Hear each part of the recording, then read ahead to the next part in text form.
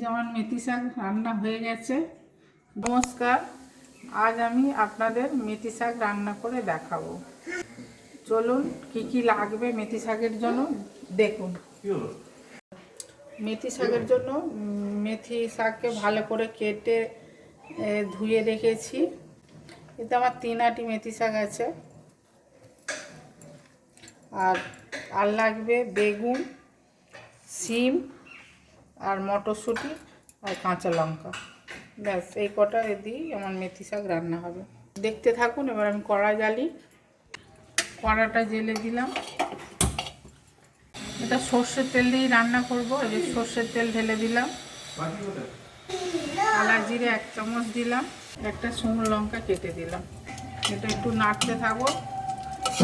তেলটা গরম হলে সিমটা তুলে দেবো। এই যে এটা সিমটা দিয়ে দিলাম, বেগুনটাও দিয়ে দিলাম।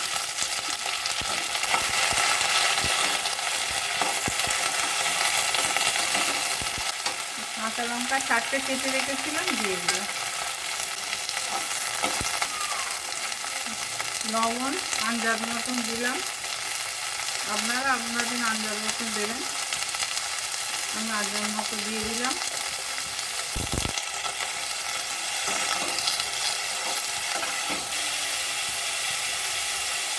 হলুদ গুঁড়ো দিলাম 1 চামচ, আর জিরে গুঁড়ো 1 চামচ দিলাম।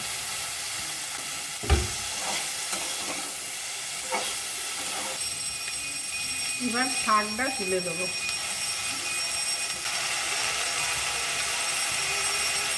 এভাবে নাড়তে থাকবো। অনেকটাই শাক, কড়াটা হয়ে গেছে ছোটো।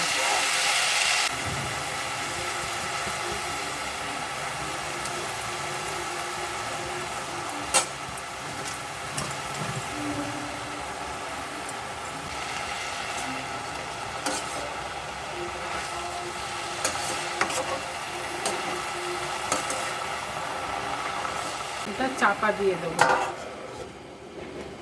আর গ্যাসটা সিম করে দেবো। হতে থাক আমার ততক্ষণ। ঢাকাটা একটু খুললাম, খুলে আরেকবার নেড়ে দেবো। এই যে মটরশুঁটিটা দিয়ে দেবো এতে।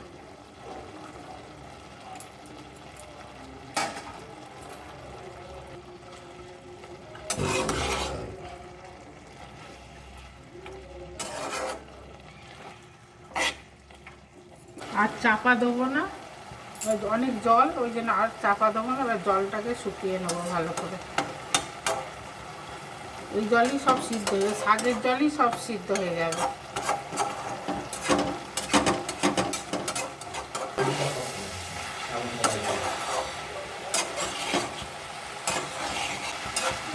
এই শাকটা রান্না করতে একটু সময় লাগবে।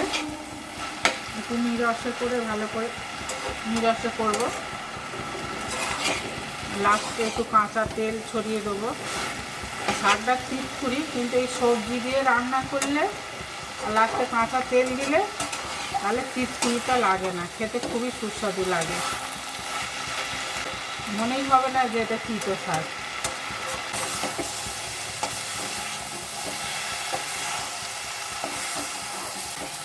শাকটা একটু হয়ে গেছে।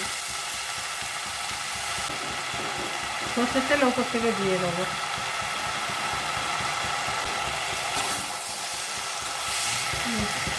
নুন কম হয়েছে, ওই জন্য অল্প করে নুন দিয়ে দিচ্ছি।